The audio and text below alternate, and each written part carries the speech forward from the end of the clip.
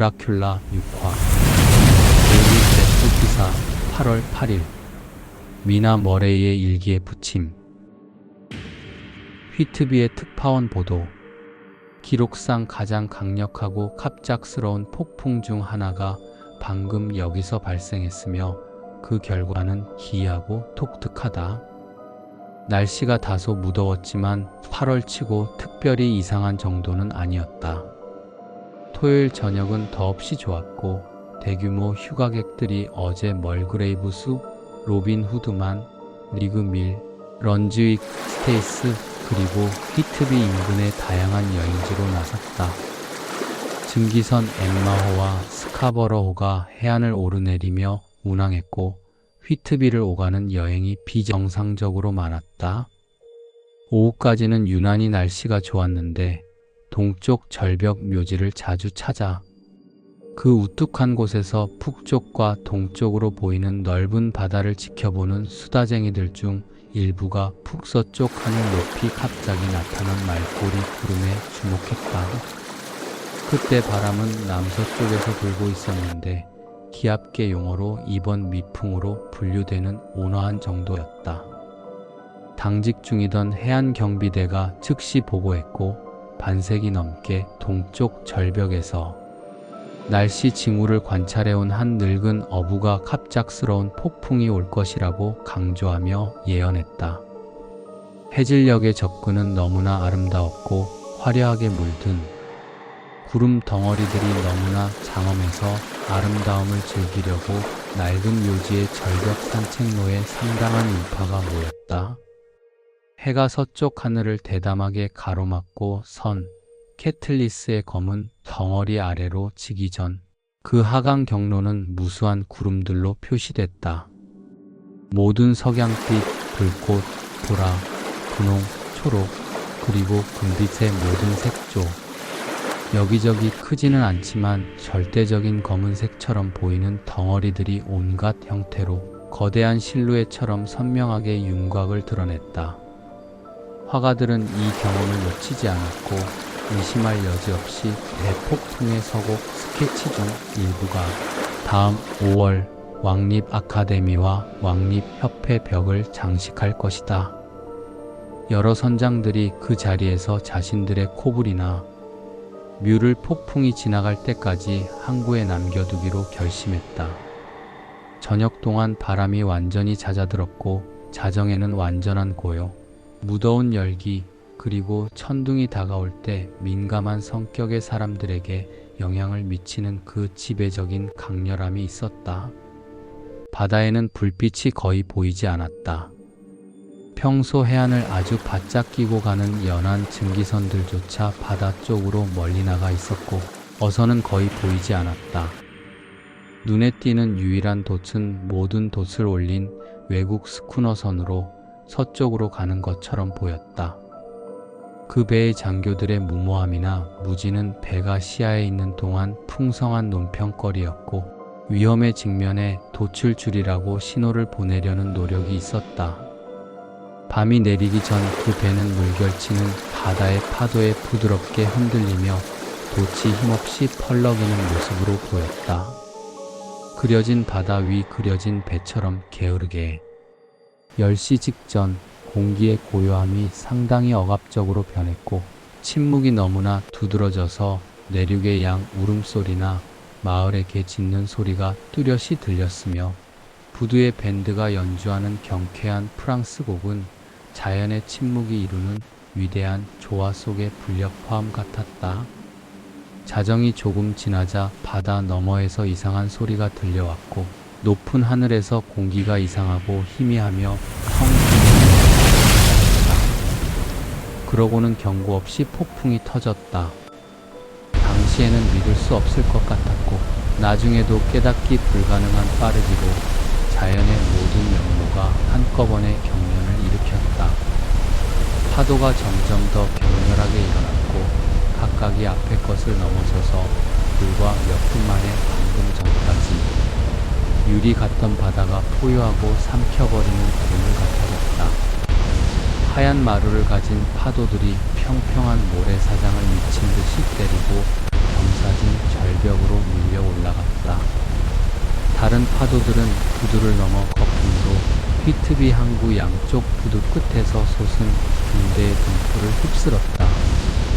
바람은 천둥처럼 포효했고 힘센 사람들조차 겨우 발을 딛거나 철제 기둥을 필사적으로 붙잡을 정도로 강한 힘으로 불었다. 구경꾼들의 무리를 부두 전체에서 치우는 것이 필요하다고 판단됐다. 그렇지 않으면 그날 밤에 사망자가 엄청나게 늘어났을 것이다. 당시의 어려움과 위험에 더해 바다 안개 덩어리는 떠밀려 왔다. 하얗고 젖은 구름들이 유령처럼 휩쓸고 지나갔는데 너무나 축축하고 습하고 차가워서 바다에서 잃은 이들의 영혼이 죽음의 축축한 손으로 살아있는 형제들을 만지고 있다고 상상하는데 별로 노력이 필요하지 않았고 많은 이들이 바다 안개의 띠가 지나갈 때 몸서리쳤다. 때때로 안개가 걷혔고 이제 빠르고 두껍게 쏟아지는 번개의 섬광 속에서 어느 정도 거리의 바다를 볼 수 있었는데 갑작스러운 천둥 소리가 뒤따라서 머리 위 하늘 전체가 폭풍의 충격으로 떨리는 것 같았다. 이렇게 드러난 광경 중 일부는 헤아릴 수 없이 장엄했고 흥미로웠다. 바다는 산처럼 높이 솟구쳐 각 파도와 함께 거대한 하얀 거품 덩어리를 하늘로 던졌고 폭풍은 그것을 낚아채서 우주로 휘몰아치는 것 같았다. 여기저기 누더기 돛을 단 어선이 폭풍을 피해 미친 듯이 피난처로 달리고 때때로 폭풍에 시달리는 바다새의 하얀 날개가 보였다. 동쪽 절벽 꼭대기의 새 탐조등은 실험 준비가 되어 있었지만 아직 시험하지 않았다. 담당 장교들이 작동 상태로 만들었고 밀려드는 안개가 멈추는 동안 바다 표면을 탐조등으로 훑었다. 한두 번 그 기능이 가장 효과적이었는데 배전이 물에 잠긴 어선이 항구로 돌진할 때 보호하는 빛의 안내로 부두에 부딪히는 위험을 피할 수 있었다. 각 배가 항구의 안전에 도달할 때마다 해안의 사람들 무리에서 환호성이 터져 나왔다. 순간 강풍을 가르는 것 같다가 그 돌진 속에 휩쓸려 갔다. 얼마 지나지 않아 탐조등이 어느 정도 거리에서 모든 돛을 올린 스쿠너선을 발견했는데 분명 저녁 일찍 목격됐던 것과 같은 배였다. 이때쯤 바람이 동쪽으로 돌아섰고 절벽의 관찰자들 사이에서 그 배가 처한 끔찍한 위험을 깨달으며 전율이 일었다. 그 배와 항구 사이에는 오랫동안 많은 훌륭한 배들이 고통받았던 거대하고 평평한 암초가 놓여 있었고 현재 방향에서 부는 바람으로는 항구 입구에 도달하는 것이 전혀 불가능할 것이었다. 이제 거의 만도 시간이 있지만 파도가 너무 커서 그 골짜기에서 해안의 얕은 곳이 거의 보일 정도였고 모든 돛을 올린 스쿠너선은 엄청난 속도로 돌진하고 있어서 한 늙은 뱃사람의 말로는 지옥이라도 어디든 닿을 것이었다. 그러고는 지금까지보다 더 큰 또 다른 바다 안개가 몰려왔다. 축축한 안개 덩어리가 모든 것을 회색 장막처럼 덮는 것 같았고 사람들에게는 청각기관만 남겼다. 폭풍의 포효와 천둥의 충돌, 거대한 파도의 울림이 축축한 망각을 통해 전보다 더 크게 들려왔다. 탐조등의 광선은 충격이 예상되는 동쪽 부두를 가로질러 항구 입구에 고정되어 있었고 사람들은 숨죽여 기다렸다. 바람이 갑자기 북동쪽으로 바뀌었고 바다 안개의 잔재가 폭풍 속에서 녹아내렸다. 그러고는 놀랍게도 부두 사이로 파도에서 파도로 뛰어오르며 무서운 속도로 돌진하면서 이상한 스쿠너선이 모든 돛을 올린 채 폭풍 앞에서 휩쓸려 항구의 안전에 도달했다. 탐조등이 그 배를 따라갔고 그 배를 본 모든 이에게 전율이 흘렀다. 키에 묶인 것은 시신이었는데 고개를 떨군 채 배의 움직임마다 끔찍하게 앞뒤로 흔들렸다. 갑판에는 다른 형체가 전혀 보이지 않았다.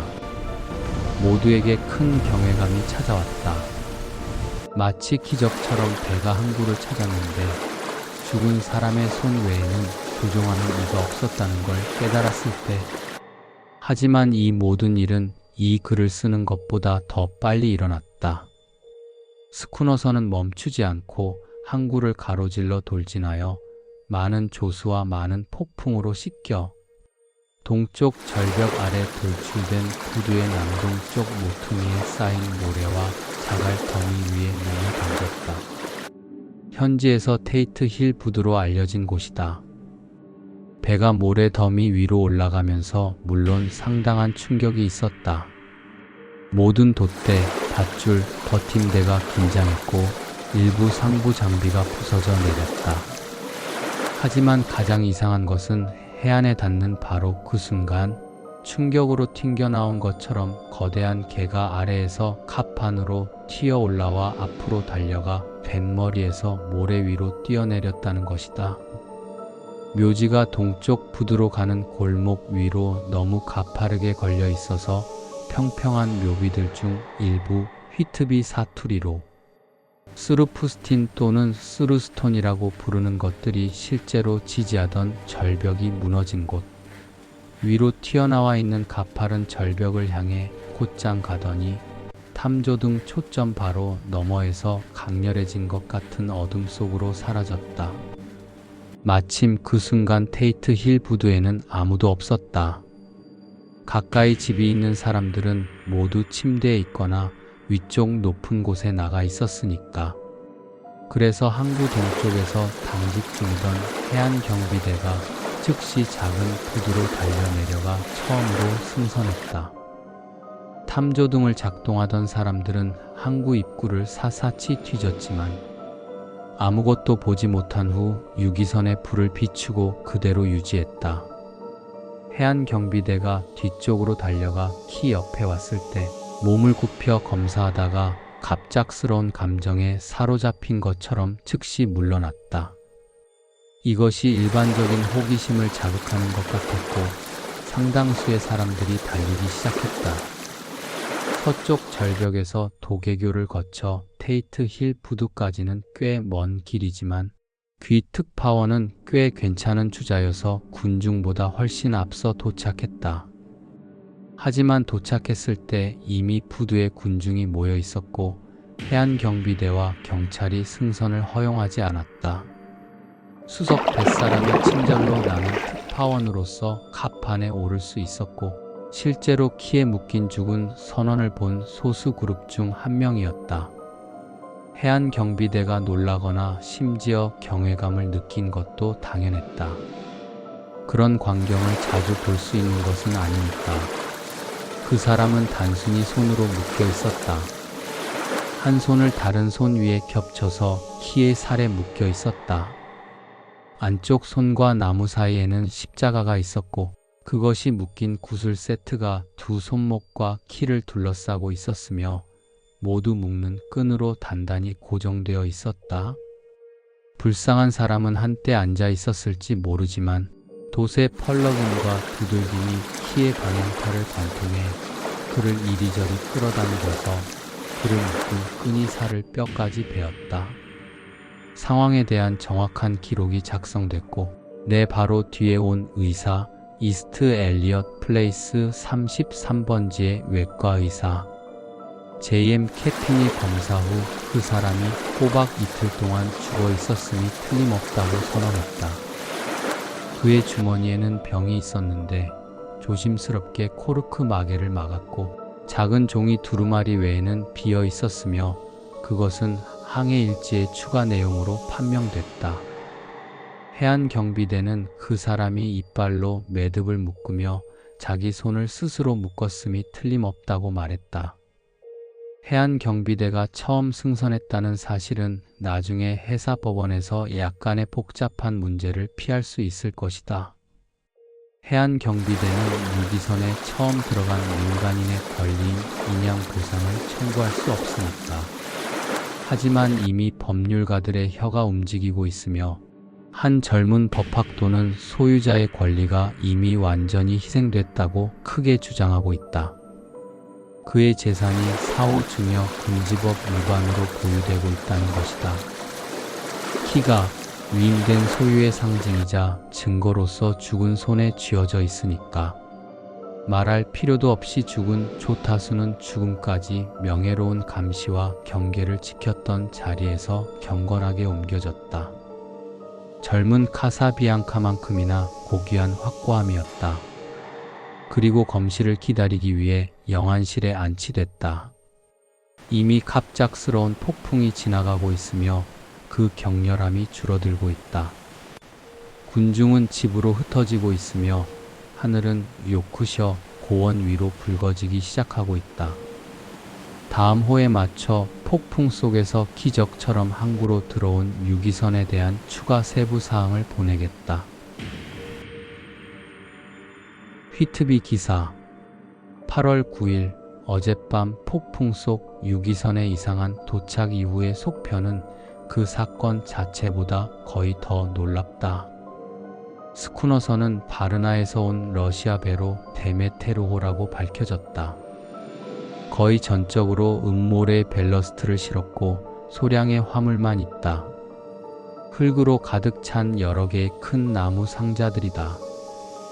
이 화물은 휘트비의 변호사 더 크레센트 7번지의 SF 빌링턴 씨에게 위탁됐는데 그가 오늘 아침 승선해서 공식적으로 자신에게 위탁된 물품을 인수했다. 러시아 영사도 용선 계약 당사자를 대신해 배를 공식적으로 인수하고 모든 항구 사용료 등을 지불했다. 오늘 여기서는 이 이상한 우연의 일치 외에는 아무것도 이야기되지 않는다. 무역위원회 공무원들은 기존 규정의 모든 준수가 이루어졌는지 확인하는 데 가장 엄격했다. 이 문제가 9일간의 불가사의가 될 것이므로 그들은 분명히 이후 불만의 원인이 없도록 결심한 것 같다.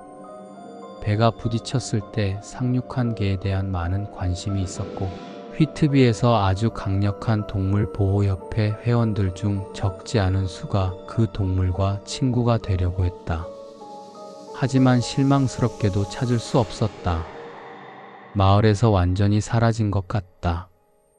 겁을 먹고 황무지로 길을 나서 아직 공포 속에 숨어 있을 수도 있다. 나중에 그 자체가 위험이 될까봐 그런 가능성을 두려워하는 사람들도 있다.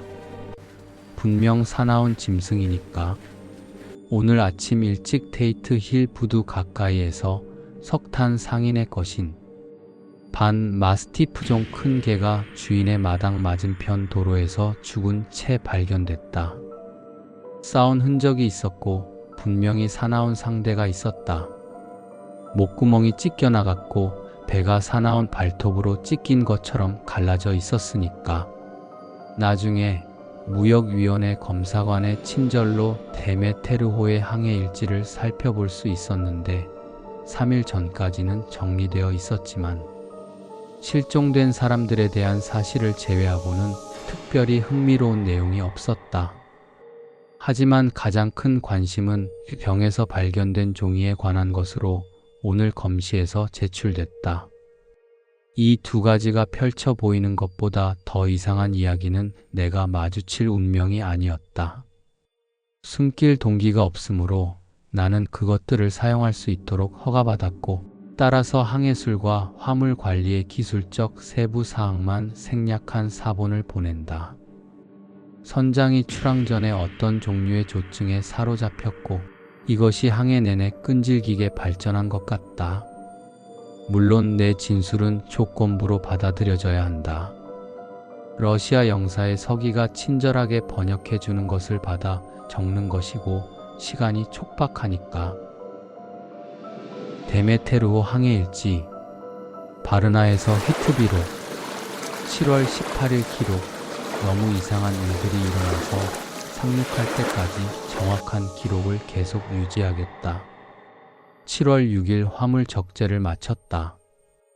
음모래와 흙 상자들, 정오의 출항, 동풍 신선함, 선원 5명, 항해사 2, 요리사 그리고 나. 7월 11일 새벽에 보스포러스 해협 진입. 터키 세관 공무원이 승선.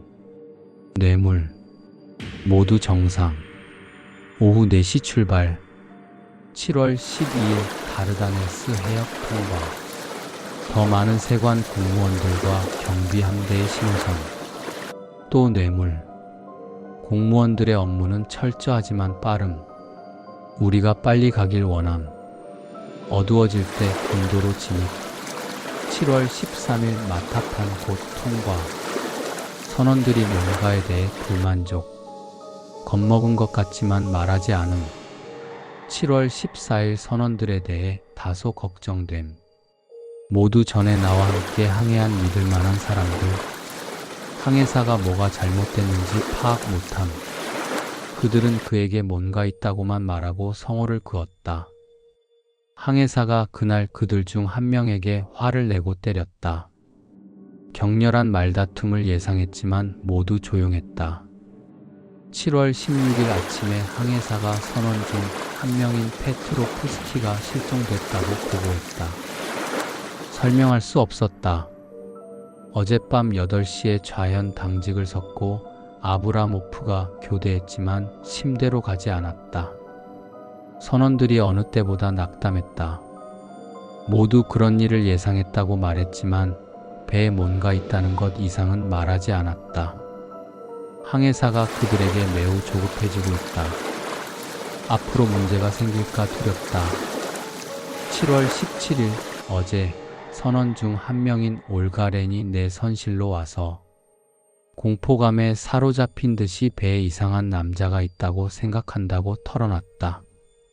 그의 당직 시간에 폭풍우가 있어서 합판실 뒤에 숨어 있었는데 선원 중 누구와도 닮지 않은 키 크고 마른 남자가 승강부로 올라와서 합판을 따라 앞으로 가다가 사라지는 걸 봤다고 했다. 조심스럽게 따라갔지만 뱃머리에 도착했을 때 아무도 없었고 해치웨이는 모두 닫혀 있었다. 그는 미신적인 공포에 사로잡혔고 공포가 퍼질까 두렵다. 진정시키기 위해 오늘 배를 선수해서 선미까지 조심스럽게 수색하겠다. 나중에 선원 전체를 모아서 분명히 배에 누군가 있다고 생각하니 선수에서 선미까지 수색하겠다고 말했다. 1등 항해사가 화를 냈다. 어리석은 일이고 그런 바보 같은 생각에 굴복하면 선원들의 사기가 떨어질 거라고 했다. 핸드 스파이크로 그들을 문제에서 벗어나게 할 수 있다고 말했다. 그가 키를 잡게 하고 나머지는 모두 나란히 랜턴을 들고 철저한 수색을 시작했다. 구석구석 남김없이 수색했다. 큰 나무 상자들만 있어서 사람이 숨을 이상한 구석이 없었다. 수색이 끝나자 선원들이 크게 안심했고 쾌활하게 일로 돌아갔다. 1등 항해사는 찡그렸지만 아무 말도 하지 않았다. 7월 22일 지난 3일간 거친 날씨, 모든 손이 돛 작업으로 바쁨. 겁먹을 시간이 없음. 선원들이 두려움을 잊은 것 같다. 항해사도 다시 쾌활해졌고 모두 좋은 관계. 나쁜 날씨에서의 작업으로 선원들을 칭찬했다. 지브롤터를 지나 해협을 빠져나갔다. 모두 양호. 7월 24일 이 배에 어떤 운명이 있는 것 같다. 이미 한 명 부족한데 거친 날씨를 앞두고 비스케이만에 들어서는데 어젯밤 또 한 명을 잃었다. 사라졌다. 첫 번째처럼 당직을 마치고 다시는 보이지 않았다. 선원들 모두 공포에 사로잡혔다. 순회 탄원서를 보내 이중 당직을 요청했다. 혼자 있는 게 두렵다고. 항해사가 화났다. 문제가 생길까 두렵다. 그러다 선원들이 폭력을 쓸 것 같다. 7월 28일 지옥 같은 나흘, 일종의 소용돌이 속에서 흔들리고 바람은 폭풍. 아무도 잠을 못 잤다. 선원들 모두 지쳐버렸다. 당직을 세울 방법을 거의 모르겠다. 아무도 당직에 나갈 만한 상태가 아니니까. 2등 항해사가 자원해서 좋다 하고 당직을 서며 선원들이 몇 시간 잠을 자게 했다. 바람이 잦아들고 있다. 바다는 여전히 무서우나 배가 더 안정되어 덜 느껴진다. 7월 29일 또 다른 비극. 선원들이 너무 지쳐서 이중 당직을 못해 오늘 밤은 단독 당직이었다. 아침 당직이 갑판에 왔을 때 조타수 외에는 아무도 찾을 수 없었다. 소리쳤고 모두 갑판으로 왔다. 철저히 수색했지만 아무도 찾지 못했다. 이제 2등 항해사가 없고 선원들이 공황 상태다. 항해사와 나는 앞으로 무장하고 원인의 징후를 기다리기로 합의했다. 7월 30일 어젯밤. 영국에 가까워지고 있어서 기뻤다. 날씨 좋고 모든 돛 펼쳤다. 지쳐서 잠자리에 들었다. 깊이 잤다. 항해사가 깨워서 당직자와 조타수 둘 다 실종됐다고 말했다. 배를 움직일 수 있는 건 나와 항해사와 2명의 선원뿐이다. 8월 1일 이틀간 안개, 돛 하나 보이지 않는다. 영국 해협에서 도움을 요청하거나 어딘가에 들어갈 수 있기를 바랐다. 돛을 조작할 힘이 없어서 바람에 따라 달려야 한다. 내릴 엄두가 안 난다. 다시 올릴 수 없을 테니까. 우리는 어떤 끔찍한 운명으로 표류하는 것 같다. 항해사가 이제 선원들 중 누구보다 사기가 떨어졌다. 그의 더 강한 성격이 오히려 자신에게 역으로 작용하는 것 같다. 선원들은 두려움을 넘어섰다. 묵묵하고 인내심 있게 일하며 최악에 대비한 마음을 먹었다. 그들은 러시아인이고 그는 루마니아인이다. 8월 2일 자정 몇 분간의 수면에서 깨어났다. 밖에서 비명 소리가 들리는 것 같았다. 안개 속에서 아무것도 보이지 않았다. 갑판으로 달려가 항해사와 부딪혔다. 비명을 듣고 달려갔는데 당직자의 흔적이 없다고 말한다. 또 한 명이 사라졌다. 주여 도우소서. 항해사 말로는 우리가 도보 해협을 지났음이 틀림없다고 한다. 안개가 잠깐 걷혔을 때 노스 포어랜드를 봤는데 바로 그때 사람의 비명을 들었다고. 그렇다면 우리는 이제 푸케에 있고 오직 10만이 안개 속에서 우리를 인도할 수 있다. 안개는 우리와 함께 움직이는 것 같다. 그리고 신이 우리를 버린 것 같다. 8월 3일 자정에 키를 잡은 사람을 교대하러 갔는데 도착했을 때 아무도 없었다. 바람은 안정적이었고 바람을 따라 달리니 편향도 없었다. 떠날 엄두가 안 나서 항해사를 불렀다. 몇 초 후 그가 플란넬 차림으로 갑판으로 달려 올라왔다. 눈이 휘둥그레지고 수척해 보였고 그의 이성이 무너진 게 아닌가 크게 걱정된다. 그가 내게 가까이 와서 공기조차 들을까 두려워하는 듯 입을 내 귀에 대고 쉰 목소리로 속삭였다. 여기 있어요. 이제 알아요. 어젯밤 당직 때 그걸 봤어요. 사람 같은데 키 크고 마르고 섬뜩하게 창백했어요. 뱃머리에 있었고 밖을 보고 있었어요. 그 뒤로 살금살금 가서 칼을 찔렀는데 칼이 관통했어요. 그런데 몸뚱이가 공기처럼 텅 비어 있었어요. 말하면서 칼을 꺼내 맹렬하게 허공에 찔렀다. 그러고는 계속했다. 하지만 여기 있어요. 찾을 거예요. 선창에 있어요.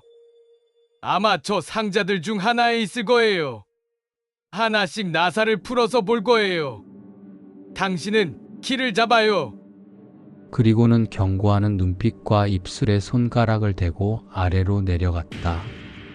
거친 바람이 불기 시작했고 키를 떠날 수 없었다.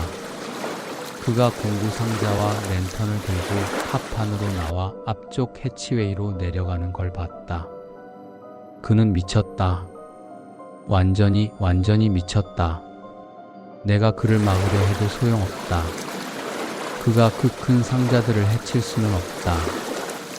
송장에 점토라고 적혀 있고 그것들을 끌어당기는 건 그가 할 수 있는 가장 해롭지 않은 일이다. 그래서 여기 머물며 키를 잡고 이 기록을 쓴다. 신을 믿고 안개가 거칠 때까지 기다릴 수밖에 없다. 그러고도 바람으로 어느 항구로도 조종할 수 없으면 돛을 내리고 정박해서 도움을 요청하겠다. 이제 거의 끝났다. 항해사가 더 침착하게 나오기를 막 희망하기 시작했을 때 선창에서 뭔가를 두드리는 소리가 들렸고 일이 그에게 좋다고 생각했는데 해치웨이를 통해 갑작스럽고 울랑둥랑이 올라와 내 피가 얼었다. 그가 총에서 쏘아져 나온 것처럼 갑판으로 올라왔다. 미친 듯이 날뛰며 눈이 돌아가고 얼굴이 공포로 일그러졌다. 구해달라며 외치고는 안개의 담요를 둘러갔다. 그의 공포가 절망으로 변했고 침착한 목소리로 말했다. 선장님도 따라오는 게 좋을 거예요. 너무 늦기 전에. 그게 거기 있어요. 이제 비밀을 알아요. 바다가 그로부터 나를 구할 거예요. 그게 남은 전부예요. 내가 한마디 하거나 그를 붙잡으려 움직이기 전에 그가 난간 위로 뛰어올라 의도적으로 바다로 몸을 던졌다. 나도 이제 그 비밀을 아는 것 같다. 이 미친놈이 선원들을 하나씩 없앴고 이제 자기도 그들을 따라간 것이다. 신이시여 도우소서. 항구에 도착하면 이 모든 공포를 어떻게 설명하나. 항구에 도착하면 그날이 올까? 8월 4일 여전히 안개, 일출도 뚫을 수 없다. 일출이 있다는 걸 아는 건 내가 선원이기 때문이다. 그게 아니면 모르겠다. 아래로 내려갈 엄두가 안 났다. 키를 떠날 엄두가 안 났다. 그래서 밤새 여기 있었고 밤의 어둠 속에서 그걸 봤다. 그를 신이시여 용서하소서. 하지만 항해사가 배 밖으로 뛰어내린 게 옳았다. 남자답게 죽는 게 나았다. 푸른 바다에서 선원답게 죽는 것에 누구도 이의를 제기할 수 없다.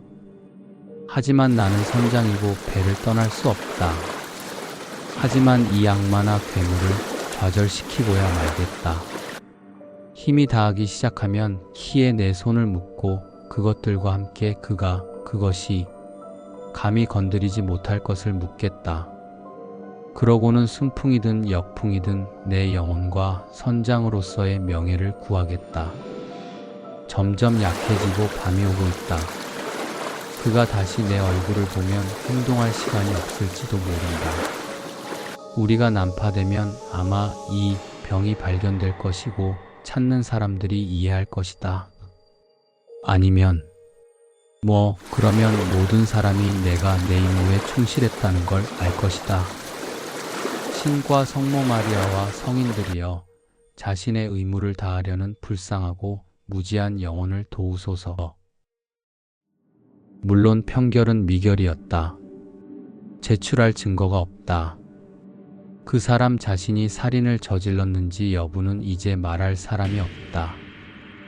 여기 사람들은 거의 보편적으로 선장을 단순히 영웅으로 여기며 그에게 공개 장례식을 치러줄 예정이다.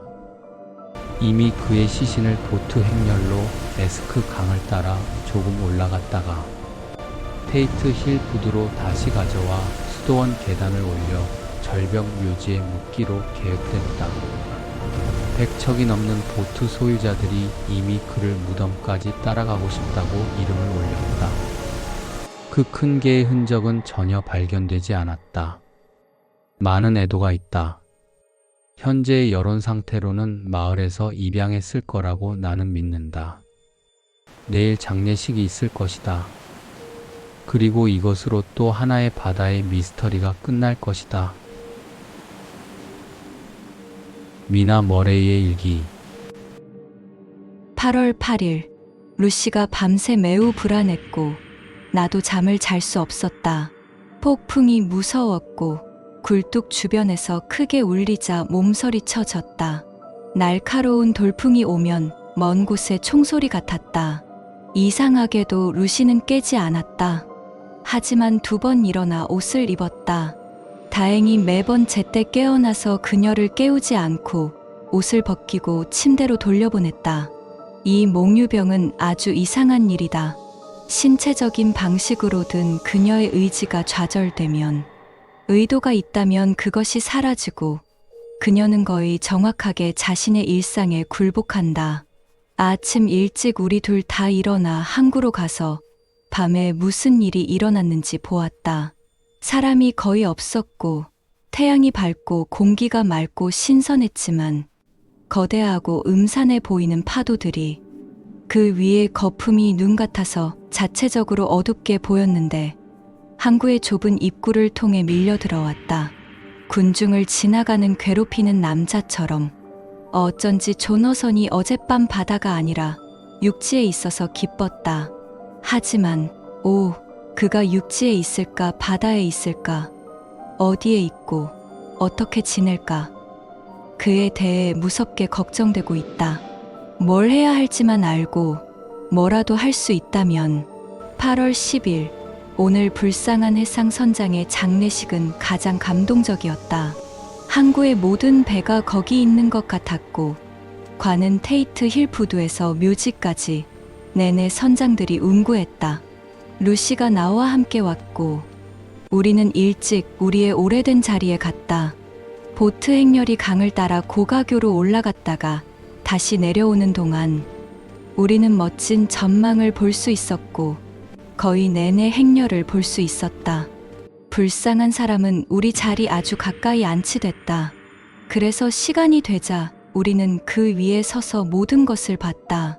불쌍한 루시가 많이 속상해 보였다. 내내 불안하고 초조했다. 그녀의 밤 꿈이 영향을 미치고 있다고 밖에 생각할 수 없다. 한 가지 아주 이상한 점이 있다. 불안의 원인이 있다는 걸 내게 인정하지 않는다. 있다 해도 자신도 이해하지 못한다. 추가적인 원인이 있다. 불쌍한 늙은 스웨일즈 씨가 오늘 아침 우리 자리에서 죽은 채 발견됐다.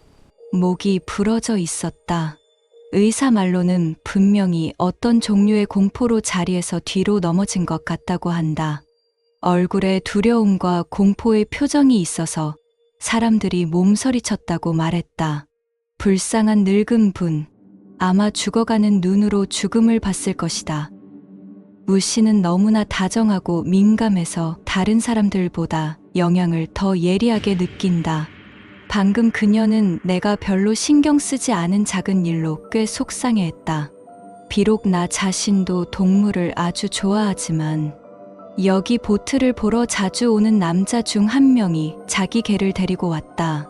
개는 항상 그와 함께 있다. 둘 다 조용한 존재들이고 나는 그 남자가 화내는 걸 본 적도 개가 짖는 걸 들은 적도 없다. 예배 중에 개가 우리와 함께 벤치에 있던 주인에게 오지 않고 몇 야드 떨어져서 짖고 울부짖었다. 주인이 부드럽게 말했고 그러다 거칠게 그러고는 화내며 말했다. 하지만 오지도 않고 소음을 멈추지도 않았다. 일종의 경로 상태였다. 눈이 사납고 고양이가 싸움길에 있을 때 고양이 꼬리처럼 모든 털이 곤두섰다. 마침내 그 남자도 화가 나서 뛰어내려 개를 걷어찼고 그러고는 목덜미를 잡고 반쯤 끌고 반쯤 던져서 벤치가 고정된 묘비 위에 올렸다. 돌에 닿는 순간 불쌍한 것이 조용해지고 떨기 시작했다. 도망가려 하지 않고 웅크렸다. 떨고 움츠리며 너무나 애처로운 공포 상태여서 효과는 없었지만 위로하려 했다. 루시도 연민으로 가득했지만 개를 만지려 하지 않고 고통스러운 방식으로 바라봤다. 그녀가 세상을 문제없이 살아가기에는 너무 과민한 성격이 아닌가 크게 걱정된다. 오늘 밤 분명 이것을 꿈꿀 것이다. 모든 것의 집합체, 죽은 사람이 조종해서 항구로 들어온 배, 십자가와 구슬로 키에 묶인 그의 자세, 감동적인 장례식, 지금은 경로하고 지금은 공포에 떠는 게 이 모든 것이 그녀의 꿈의 재료를 제공할 것이다. 육체적으로 지쳐서 잠자리에 드는 게 그녀에게 최선일 것 같다. 그래서 절벽을 따라 로빈 후드만까지 갔다가 돌아오는 긴 산책을 시키겠다. 그러면 몽유병을 앓을 기운도 별로 없을 것이다. 다음 7화로 곧 찾아오겠습니다.